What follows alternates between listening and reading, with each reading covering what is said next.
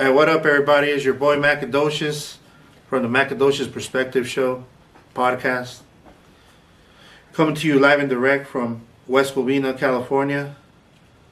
Talking to you about my favorite topic, my favorite of all time.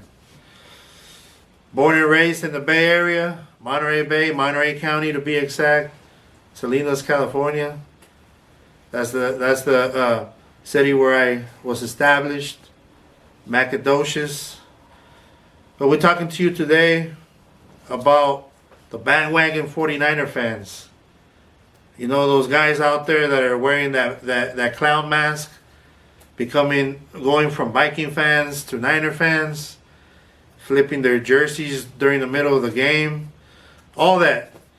There was a picture in the internet, Facebook if I'm not mistaken, they were showing pictures of the attendance in San Francisco, aka Santa Clara. We'll get to that topic later. About how they couldn't even sell 5,000 people into that stadium. Nobody cared about the 49ers. They had lost Kaepernick. They had lost Harbaugh. Their good years were behind them. They lost all their best players, and then they sent out Aldon Smith. Ended up with the Raiders, and you know what happened with Aldon Smith. They were basically non-existent or extinct. They were just terminated. They were not even worried about or talked about in sports. Now all of a sudden we got a full stadium, 70,000 roaring fans talking about they've been faithful, but you guys just got your jerseys 2 weeks ago. How does that work? But I just want to get this out of the way. I'm not gonna lie, I'm Raider Nation. That's why I'm hating on you guys. Because I learned as a kid to hate on the Niners. It's in my DNA. I can't help it. Just like I hate KC. I hope Niners or KC don't win the Super Bowl. Let's just get that out of the way. I don't like them. Not hating on anybody's success. I just don't like them. But Santa Clara, that's a whole different type of disrespect. That's nowhere near between my hate of the Niners and what I'm about to say right now, because I haven't really seen it in the media. I haven't really seen it on the news. I haven't seen it in any type of article or any show to be exact. But how does your own city of Santa Clara not get credit for hosting a professional football team? How do they not get talked about when it comes to getting any type of exposure on TV, live, internet, whatever it may be, a way of them making that city better for their residents, for people that were born and raised there. They got 2 or 3 generations. I feel like that's a straight slap to the face. Straight up. I'm sorry, there's no other way around it. They're literally pissing on your back. That's how bad it is. Because your city's not getting any of the credit for those naming rights and those sales for the city of San Francisco. If I'm not mistaken, I don't know the contract, but I'm pretty sure that San Francisco kept all that money that they would be making in Santa Clara if it was the Santa Clara 49ers. Now, I may be wrong, but if one of my listeners or my followers, subscribers, can correct me or verify it, I will take it. I want you guys to know, you guys can call me out when I'm wrong on some shit. That's how we're gonna run this show. We're also gonna do stories every now and then, maybe once a week, about whatever shit you guys want to talk about, whether it's sports, whether it's live cannabis, whatever it may be. Send me a DM or email. You send me a DM, ask me for my email, we can make that happen, or we can do it through DM. But follow our page at Macadocious, the Macadocious Perspective podcast on SoundCloud, the Macadocious Perspective on Instagram, the Macadocious Perspective on Twitter, and the Macadocious Perspective on YouTube. So follow all the platforms, show love and support. Moving right on. What do you guys think about the Baltimore Ravens? Lamar Jackson, his first time with the you could say the limelight on him.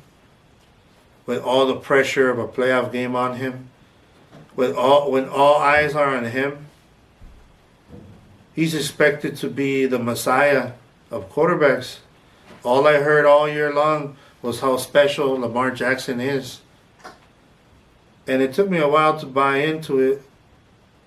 And it took me a while to adjust to what I was seeing, because I had never really seen that type of talent before, where you can run and throw at that type of level. I don't think many people saw it coming, because one thing's for sure is this podcast is going to be about underdogs. So I'm empowering all the underdogs, wherever we're coming from. It doesn't matter. It's just all about the underdogs. We're helping each other get to the top, and we're always going to support each other, all of us that are coming from the bottom, per se. But in reality, Lamar Jackson just couldn't handle the pressure. There's a certain type of pressure that comes with the playoffs. When all eyes are on you, you got coordinators that have a family, that have bills to pay, that have a career, that have a resume. They're not going to let you do what you do best against them and eliminate them from the playoffs without them forcing you to play to your weakness. I've been saying that off camera. I talked about it with my homies. We talk a lot of shit through text message, and we talk about sports, and we talk about who we think is, doing good, and we talk shit about each other's teams, whatnot. You know the deal. Fantasy football, you got some money involved. We got sports betting. I think sports is at an all-time record high as far as popularity. There's even money to be made. I made some money off of sports. I'm not going to lie. I'm just keeping it real with you. I guess I'll never get tired of saying that. Keeping it real with you 100% of the time. But, it's the pressure. It's about who can make a mistake but bounce back. And I felt like I seen Lamar Jackson make mistakes, but he compounded those mistakes by making another mistake, which kind of shows his inexperience. And that's why we hear all these great famous analysts at ESPN tell you the same thing I'm about to say right now until this camera. Lack of experience. Pressure got to him. Was he exposed? Has the league figured him out? Everybody knew that this guy and that scout and this reporter and this blogger was right. They told you all year he was a fraud. Look at what happened. He failed. They're going to criticize that dude. They're going to laugh at him. Everybody's going to say, you ain't no MVP. Well, I want to know what you, the fans, the listeners, the followers, the subscribers, think about this topic. Has the NFL figured him out? I called it, actually. Now, I'm not saying I'm happy to see him fail, because I actually like his style of play, and I would love to see more players, more quarterbacks like him in the NFL that have fun, that are enthusiastic, and that are like good with the fans. They sign autographs, because all I heard is that dude's a class act. So I don't mind seeing more players like that in the NFL. I just figure that the NFL is a different type of animal. Like I said, these coordinators get paid. They get paid a lot of money. They get paid the big bucks. I'm telling you, this ain't no high school. And they want to feed their family. They don't want to lose their job. So I said it. I said it with my homies a couple months ago. Watch them, do bad in the playoffs, because it's just not the same. It's not the same speed. Everything seems to go faster, and that's what players said. I never played in a playoff game, obviously, but I've heard players say that, and that always resonated in my head. How it's always different, even the Super Bowl, when you got players like Barrett Robbins from the Raiders going AWOL the night before the Super Bowl. Go figure. Another topic I really wanted to touch was the Morant, and I don't know if I'm saying that. I'm sorry, Mr. Morant, for saying that wrong if I did, but I do want to give you respect for your skill set as a rookie. Right now, currently, you have the Memphis Grizzlies in the 8th seed. That would mean you guys would make the playoffs. You have no help No second star, no talent, no big coach. You don't play in a big city. You're playing for the ultimate underdog. And that's why I wanted to focus on you and your Memphis Grizzlies and to give you guys a shout out and respect for putting in that hard work and doing something that nobody saw coming, not even myself. Because even I said, as a Warrior fan, let's get that out of the way too. I'm a Warrior fan. It's all good. I know a lot of people are gonna talk smack, but it is what it is, baby. I was born up there. It was just me taking over a family tradition. So, even as a Warrior fan, I had predicted the Warriors to get to the 8 seed. I just never thought they were gonna have all these injuries, but Memphis is in the 8 seed. Nobody ever talked about Memphis being even out of the top 3 in the lottery pick. So for this rookie to come into the NBA in his first year and deliver performances like 27-7, then you got something special. That is something that you can build upon and build a franchise and start a good thing, because all you need is one real good player, one real good star, and then the next thing you know, you're up there in the standings. But the rookie, he's probably going to be the rookie of the year. He might be an all-star. I wouldn't doubt it. I wouldn't put it past this guy. He's just really tearing it up, and I saw it with Murray State. I just saw that he was going to be something else. But when we're sticking to basketball, we give all the credit to the young folks, but there seems to be a player that everybody left for dead, that everybody said was done, that everybody clowned because he couldn't beat the Warriors, because he was on a good Rockets team that kept choking in the playoffs, being up 3-1 to the Clippers. And actually, he was with LA, if I'm not mistaken, for that 3-1 collapse. Now, all that is said about CP3 exiting in the second round of the playoffs. He's too slow. He's lost a step. He's little. He's small. He's not durable. He doesn't come through in the playoffs. He gets hurt. Whatever it is, all these negatives, everybody basically blackmailed the dude.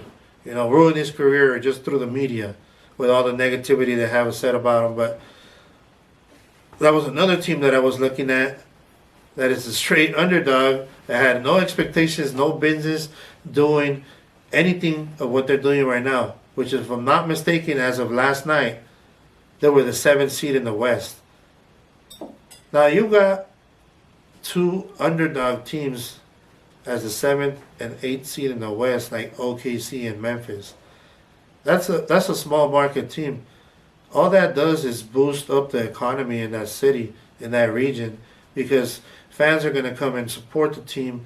They want to see a winning product, and that they want to spend the money.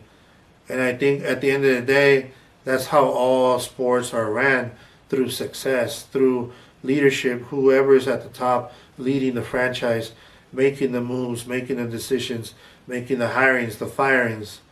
Let's see what Dallas does now that they hired Mr. Clappy. And I think you guys all know who Mr. Clappy is. Jason Garrett? Yeah, that's right. Okay, the whole crowd knew. Everybody knew. Jason Garrett, that's what I'm talking about. Are the Cowboys going to do anything? Everybody likes to clown on the Cowboys. I was going to try to actually take an episode off and not say anything about the Dallas Cowgirls. The Cowboys. But it is what it is. It's too easy. It's like a big old piñata. It's an easy target. But CP3, give the man his credit. Give the man his credit. You ain't got to like him, but you got to respect what he's doing. He's running the show in OKC. He doesn't really have anybody.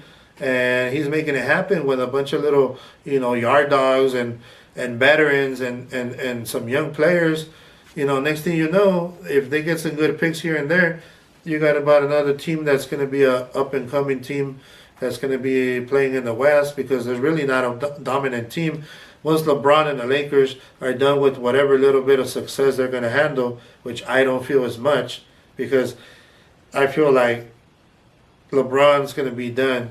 And I don't think he's great and everything. I just feel like there's something missing with the Lakers, and I don't think that they're going to win the championship, not this year nor next year, unless they fix that. But if you're a Laker fan and you want to hear my opinion on that, I'm just saying you guys need another point guard, a point guard that can score. and that can play a little bit of defense, can help LeBron, because everybody knows LeBron's going to wear down if he has to play a lot of defense, especially if you guys have to play a Kawhi or you know a hard wing like a Jimmy Butler or whatever. You never know. Butler's playing good this year, by the way. I got to give them a shout out too, Miami Heat. I see what you're doing. You guys are playing pretty good. And my boy Tyler Hero, hey, keep it up, bro. You're tearing it up. But like I said, sometimes you it's just sports are so unpredictable. You can go from a great team to a bad team with a couple of moves, with a couple of injuries, with a couple of bad picks, whatever, a missed opportunity on a free agent. That's all it takes, or a freak injury, like a lot of us don't really want to talk about with Derek Carr, because we all know what happened to Derek Carr once he broke his leg. But it's Raider Nation. We're done. We're not even in the playoffs. I'm not even going to talk about it no more. You know what? Thank you guys for being here with me.